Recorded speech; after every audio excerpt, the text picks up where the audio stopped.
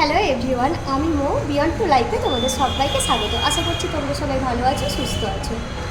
আজকে আমাদের বাড়ির ছোট সদস্যদের জন্মদিন, তো একটা পার্টি আছে ছোট করে, তো কন্ট্রিতেই আছে, তো ওখানে যাব বলে সবাই রেডি হয়েছি। তার আগেই তোমাদের বলি হ্যাপি হোলি। তো হোলির কোনো ভিডিও দেওয়া হয়নি, কারণ এই যে পার্টি থাকার জন্য মেকআপ করা হবে, মেকআপ করতে গেলে আবার হোলি থেকে কালার থেকে কোনো ইনফেকশন হতে পারে, তার জন্য আর ওইসব কিচ্ছু করা হয়নি। আশা করি পুরো ব্লগটা তোমাদের ভালো লাগবে। চলো সঙ্গে থাকো, দেখতে থাকো। যখন খারাপ সময় আসে না, বিশাল উঁচু পাহাড়ের সমান মনে হয়। কেন বললাম, কি কারণে বললাম, থাকতে থাকতে সবটাই বলছি তোমাদের। এখন আমরা কাঁথির পিকে প্যালেসে আছি, তো এখানেই বার্থডে সেলিব্রেশনটা হবে। ভাবলাম তোমাদের সঙ্গে ব্যাকগ্রাউন্ডও শেয়ার করা যাক। তো এটা আমার ফার্স্ট টাইম আমি এখানে এলাম, বেশ ভালো। তোমাদের সঙ্গে গেটের মুখটা শেয়ার করি।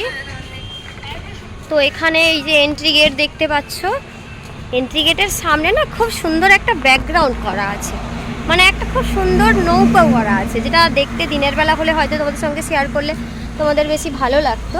চলো, তাও এখনও চেষ্টা করব তোমাদের সঙ্গে সবটা শেয়ার করার। এই যে দেখো একটা নৌকোটা কালার করা আছে ইয়েলো, রেড, ব্ল্যাক।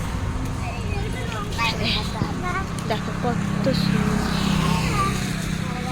আর তার সামনেই এই যে পিকে প্যালেস। কি গো, যাবে না ভেতরে শিবুদা? কেউ আসবে, ওয়েট করছো? ও ঠিক আছে। এখানে সামনে এরকম কার পার্কিং এর জায়গা আছে। তো এই হচ্ছে হোটেলটা। আর আমরা এখানে একটু দাঁড়িয়েছিলাম, ভেতরে সবাই বসছে, তো আমরা এখানে একটু দাঁড়িয়েছিলাম।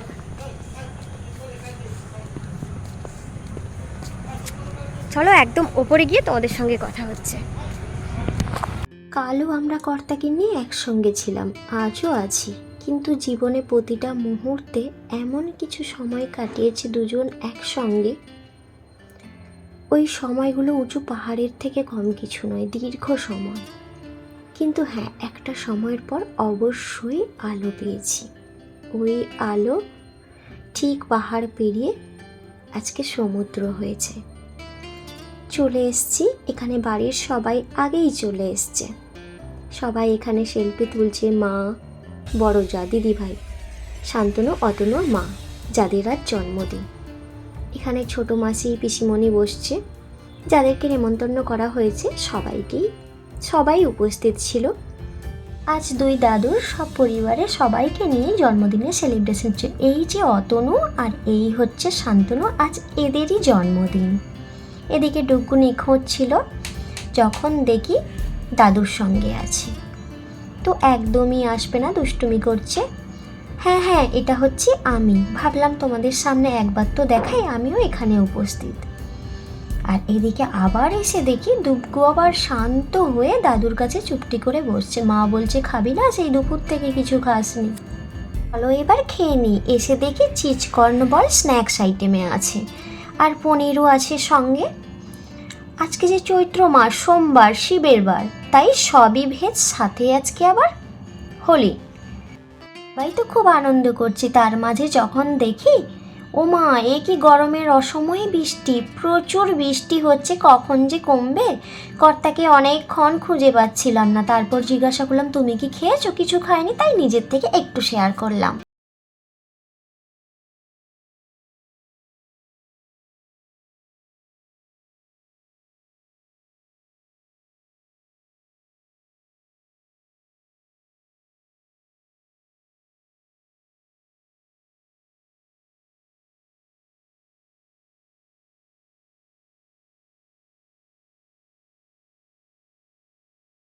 এই অনুষ্ঠানকে উপলক্ষ করে আসা, ওই অনুষ্ঠান তো কমপ্লিট হলো, বাচ্চাদের কেক কাটিং।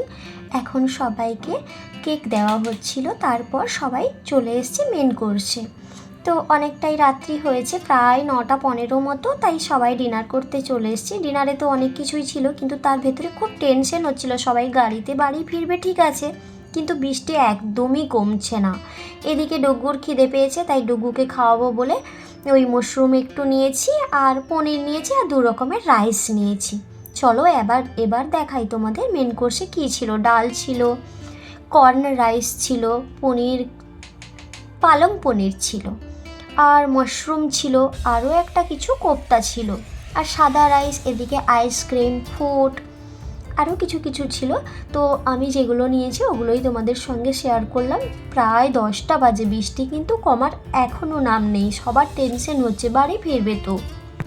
অনেক আনন্দ হলো, দুই দাদুর সপরিবারের সবাই মিলে আজকের দিনটা আনন্দ করা হলো ঠিক এইভাবে। অবশ্য আমাদের পরিবারে যখনও ছোটোখাটো কিছু অনুষ্ঠান হোক কি বড় হোক, সবতেই সপরিবারের সবাই মিলে এইভাবে আনন্দ করা হয়। এখন সবার বাড়ি ফিরে যাওয়ার, গন্তব্যস্থলে ফেরার সময় হয়ে গেছে, যে যার মতো করে সবাই বেরোবো, সবাই বাড়ি ফিরবে, আর আমিও চলে যাব এদিকে আমার বাড়ি।